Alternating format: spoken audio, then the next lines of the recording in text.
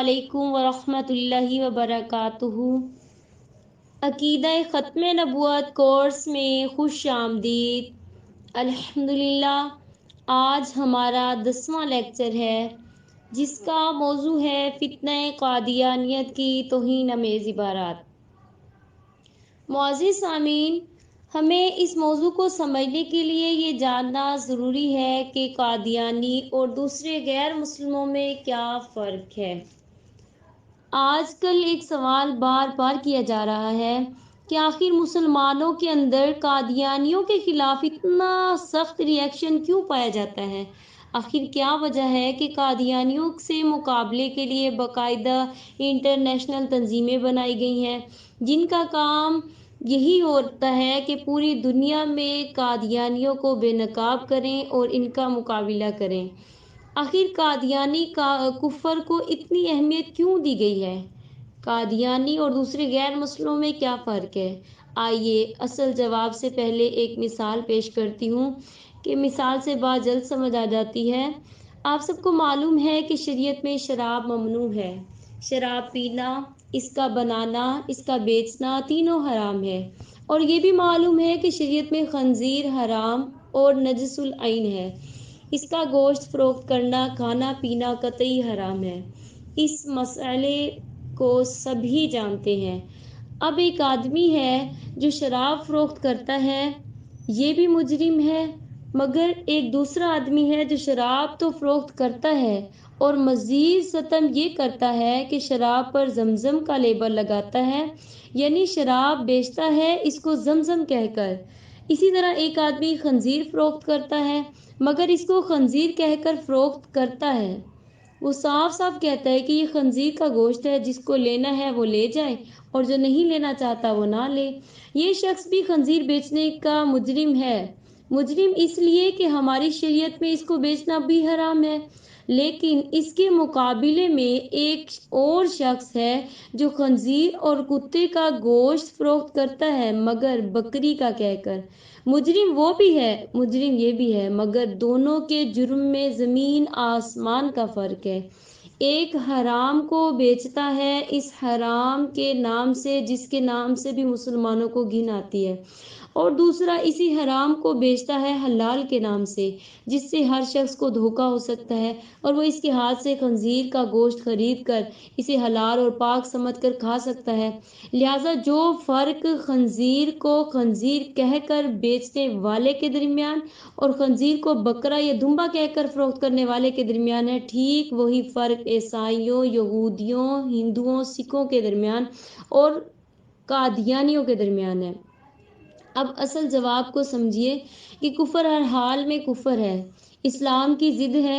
लेकिन दुनिया के दूसरे काफिर अपने कुफर पर इस्लाम का लेबल नहीं चिपकाते, लोगों के सामने अपने कुफर को इस्लाम के नाम से पेश नहीं करते, मगर कादियानी अपने कुफर पर इस्लाम का लेबल चिपकाते हैं और मुसलमानों को धोखा देते हैं कि ये इस्लाम है।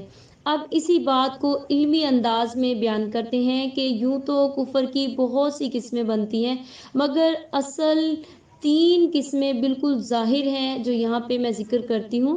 एक काफिर वो हैं जो एलानिया काफिर हैं, अपने आप को कुफर कहते हैं, काफिर कहते हैं। इसमें यहूदी, ईसाई, हिंदू सब दाखिल है। मुशरिकीन मक्का भी इसी किस्म में आ जाते हैं।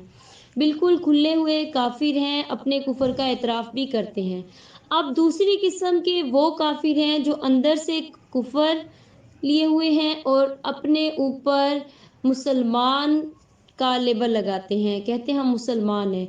इस किस्म को मुनाफिक कहते हैं, जो जुबान से ला इलाहा इल्लल्लाह कहता है मगर दिल में कुफर छुपाता है। मुनाफिकों का कुफर आम काफिरों से बढ़कर है क्योंकि इन्होंने कुफर और झूठ को जमा किया। अब तीसरी किस्म के काफिर वो हैं जो पक्के कुफरिया अकायद रखते हैं लेकिन अपने कुफर पर इस्लाम का मलम्मा करते हैं और अपने कुफर को ऐन इस्लाम साबित करने की कोशिश करते हैं। इस कुफर को जंदीक कहते हैं। इनका जुर्म मुनाफिकों और मुर्तदों से भी बढ़कर है। अगर इस्लामी हुकूमत कायम हो तो इनकी सज़ा कत्ल और सिर्फ कत्ल ही है, मगर अपने कुफर को इस्लाम कहते हैं। ہے خالص کفر، لیکن یہ اس کو اسلام کے نام سے پیش کرتے ہیں۔ تو یہ بات اچھی طرح سمجھ لیجئے کہ قادیانی زندیق ہیں، یعنی نہ صرف کافر اور پکے کافر ہیں بلکہ اپنے کفر کو اسلام کے نام سے پیش کرتے ہیں۔ قادیانیت کا کفر، نقل کفر، کفر نابشود، دل تھام کر سماعت فرمائیں اور ملاحظہ فرمائیں۔ ہم یہاں پر آپ کو اس رسالے سے 11 عنوانات پر مشتمل ہے جس کو ادارہ حذاق کے نامور مذہبی اسکالر نے مرتب کیا۔ چند ہی عبارات آپ کے سامنے پیش کرتے ہیں۔ اللہ تبارک و تعالیٰ کی توہین۔ اللہ تعالیٰ کے بے شمار ہاتھ پیر۔ روحانی خزائن کی جلد 3 صفحہ 90 پر مرزا نے لکھا کہ اللہ تعالیٰ کے بے شمار ہاتھ پیر ہیں۔ قیوم العالمین ایک ایسا وجود اعظم ہے جس کے بے شمار ہاتھ اور پیر اور ہر ایک عضو اس کثرت سے ہے کہ تعداد سے خارج اور لا تنہا عرض اور طول رکھتا ہے، اور تندوے کی طرح اس وجود اعظم کی تاریں بھی ہیں جو صفِ ہستی کے تمام کناروں تک پھیل رہی ہیں۔ اللہ کی زبان پر مرض، نعوذ باللہ۔ کیا کوئی عقل مند اس بات کو قبول کر سکتا ہے کہ اس زمانے میں خدا سنتا تو ہے مگر بولتا نہیں؟ پھر بعد اس کے کہ یہ سوال ہوا کہ کیوں نہیں بولتا، کیا اس کی زبان پر کوئی مرض لاحق ہو گئی ہے؟ اللہ اور چور، نعوذ باللہ۔ وہ خدا جس کے قبضے میں ذرہ ذرہ ہے، اس سے انسان کہاں بھاگ سکتا ہے؟ وہ فرماتا ہے کہ میں چوروں کی طرح پوشیدہ آؤں گا۔ حوالہ ملاحظہ فرمائیں۔ پھر مرزا کہتا ہے میں خود خدا ہوں، نعوذ باللہ۔ کہتا ہے وَرَأَيْتَنِي فِي الْمَنَامِ عَيْنُ اللَّهِ وَتَيَقَّنْتُ أَنَّنِي هُوَ۔ میں مرزا قادیانی نے خواب میں دیکھا کہ میں خود خدا ہوں، میں نے یقین کر لیا کہ میں وہی ہوں، نعوذ باللہ۔ اللہ مرد، مرزا قادیانی عورت، ملاحظہ فرمائیں۔ اسی طرح حضرت محمد مصطفیٰ صلی اللہ علیہ وسلم کی توہین کرتے ہوئے مرزا نے لکھا، پھر اسی کتاب میں اس مقالے کے قریب ہی وہی اللہ ہے، محمد رسول اللہ والذین معہ اشداء علی الکفار رحماء بینہم۔ اس وحی الہی میں میرا نام محمد رکھا گیا اور رسول بھی، نعوذ باللہ۔ قادیانی حضرات مرزا پر درود پاک اس طرح پڑھتے ہیں: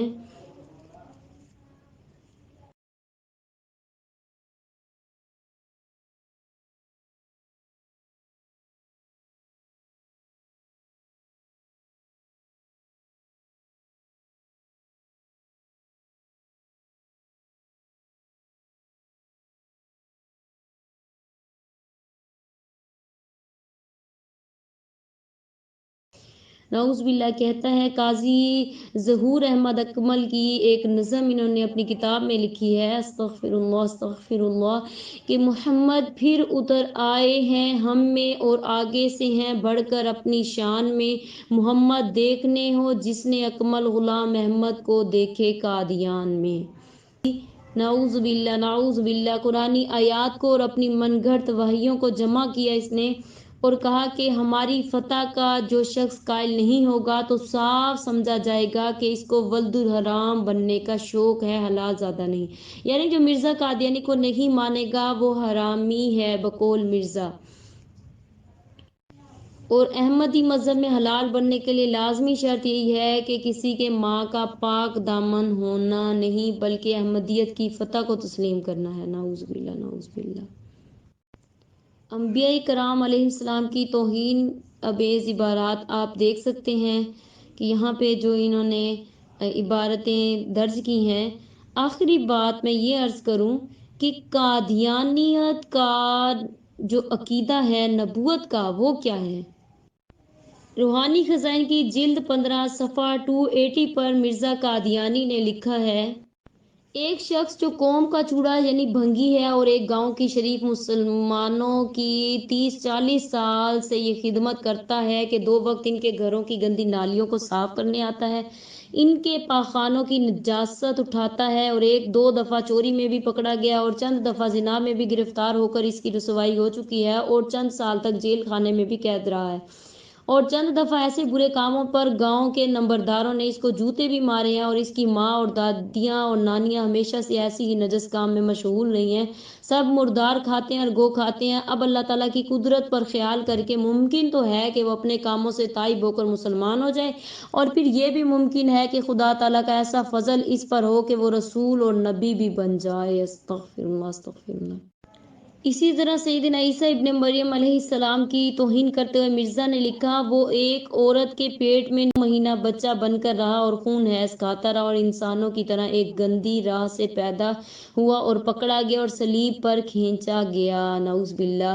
حضرت عیسیٰ علیہ السلام کے متعلق جو اس نے گستاخیاں کی ہیں وہ آپ ہمارے گزشتہ لیکچر میں پڑھ آئی ہیں، اور اب ہم دیکھتے ہیں قرآن شریف میں گندی گالیاں بھری ہیں۔ یہ عبارت مرزا کی کتاب سے: قرآن شریف جس آواز بلند سے سخت زبانی کے طریق کو استعمال کر رہا ہے، ایک غایہ درجے کا غبی اور سخت درجے کا نادان بھی اس سے بے خبر نہیں رہ سکتا۔ مثلا زمانہ حال کے مہذبین کے نزدیک کسی پر لعنت بھیجنا ایک سخت گالی ہے، لیکن قرآن شریف کفار کو سنا سنا کر ان پر لعنت بھیجتا ہے۔ یہ مرزا نے کہا ہے، نعوذ باللہ، اور کہا قرآن شریف خدا کی کتاب اور میرے منہ کی باتیں ہیں۔ اسی طرح جہاں قرآن و احادیث اور اللہ تبارک و تعالیٰ پیارے آقا صلی اللہ علیہ وسلم کی شان میں اس نے گستاخیاں کی، اس نے مسجد اقصیٰ کی بھی توہین کی۔ کہتا ہے، والمسجد الاقصی المسجد الذی بناہ المسیح موعود فی القادیان۔ مسجد اقصیٰ سے مراد وہ مسجد ہے جسے قادیان میں مسیح موعود یعنی مرزا قادیانی نے بنایا۔ صحابہ کرام کی توہین کرتے ہوئے کہتا ہے کہ حضرت ابو ہریرہ رضی اللہ تعالیٰ عنہ غبی تھا اور درائیت اچھی نہیں رکھتا تھا۔ نعوذ باللہ۔ سیدنا صدیق اکبر و عمر رضی اللہ تعالیٰ عنہ کی توہین کرتے ہوئے مرزا نے لکھا کہ ابو بکر و عمر کیا تھے، وہ تو مسیح موعود یعنی مرزا قادیانی کی جوتیوں کے تسمے کھولنے کے بھی لائق نہ تھے۔ نعوذ باللہ۔ حوالہ ملاحظہ فرمائیں۔ مرزائیوں کا ایک نعرہ ہے، وہ کہتے ہیں کہ محبت سب سے، نفرت کسی سے نہیں۔ مرزا نے کہا کہ مختلف فرقوں کے بزرگ ہادیوں کو بدی اور بے ادبی سے یاد کرنا پلے درجے کی خباثت و شرارت سمجھتے ہیں ہم۔